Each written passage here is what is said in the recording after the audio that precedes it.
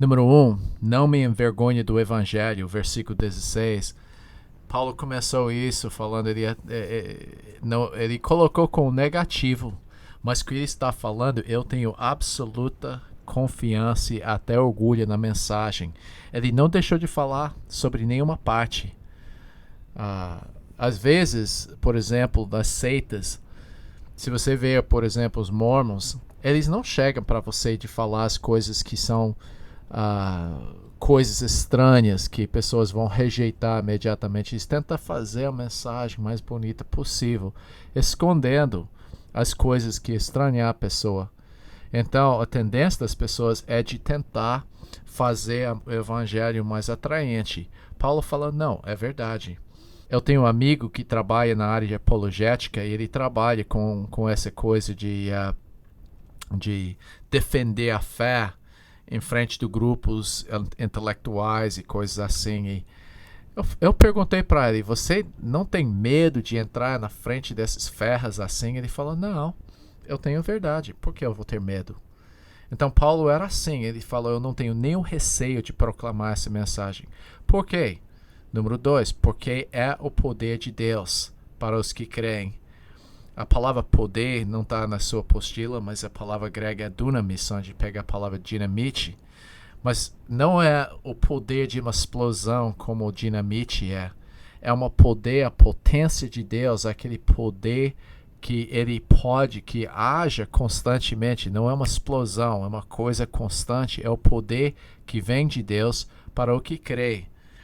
Então, é uma confiança que continua, que não é o momento, é continuamente o poder de Deus. Isso foi dado aos judeus e foi aberto aos gentios, esse evangelho. E esse poder é uma vida transformada, porque é o poder de Deus para transformar a vida das pessoas. Daí ele falou, porque não me envergonho do evangelho, porque é o poder de Deus para a salvação de todo aquele que crê, primeiro do judeu e também do grego. Ele começou para o judeu, porque a nova aliança foi feita com o judeu. Muita gente acha que nova aliança é como com os gentios ou como a igreja, e não é. Ele falou, vem dias em que eu farei uma nova aliança com a casa de Israel, casa de Judá. Nós estamos enxertados dentro dessa nova aliança, mas era, em termos de cronologia, a mensagem chegou primeiro para os judeus, porque os judeus foram preparados. Mas ele enfaticamente acrescentou também o grego. Então ele estava falando que não há acepção de pessoa. Terceira coisa que ele fala em versículo 17 é visto que a justiça de Deus. Essa é a palavra que atrapalhou Lutero. Porque a justiça é a retidão, aquele aspecto que só condena os injustos. Mas aqui ele está falando que o evangelho é revelado no sentido que Deus é justo e pune pecado, mas tem a justiça no sentido caminho para uma vida justa, é imputada para os que creem. Então, essa salvação é relacionada à salvação. Então, a justiça aplicada aqui aos que rejeitam, em condenação, e imputada à vida dos que creem. A gente vai falar mais sobre essa palavra imputada com o tempo, mas a palavra significa que o crédito, o aspecto de uma pessoa justa é declarado na nossa vida. A justificação é uma declaração do nosso bom estado perante Deus. Então, o caminho para eu ser aceito numa posição favorável perante Deus foi revelado no Evangelho, nas boas novas. A palavra revela é apocalipto. Isso significa foi mostrado ou manifesta. De certa forma, não é que não houve pessoas salvas no Antigo Testamento, mas esse caminho foi revelado por meio do Evangelho, por Jesus Cristo. Esse é o número 4. Então, ele está falando o caminho para ser aceito por Deus foi revelado no Evangelho. E ele falou de fé em fé. Isso baseado somente na fé do início até o fim. Então, é puramente baseada na fé. Isso não somente inclui nosso momento de salvação, que salvação é pela fé, mas também santificação também é pela fé também.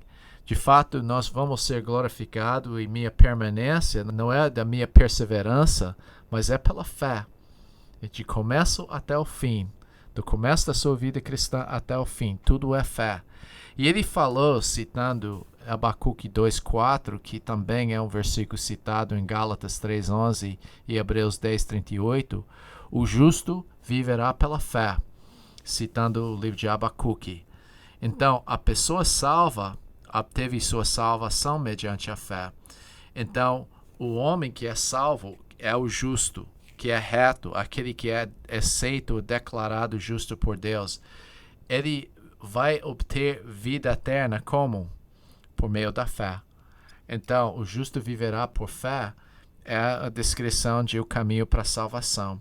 Então, essa introdução aqui descreve todo esse aspecto do que ele vai tratar nesse livro, que ele está falando como, por que esse evangelho é poderoso. Ele vai descrever por que salva a pessoa.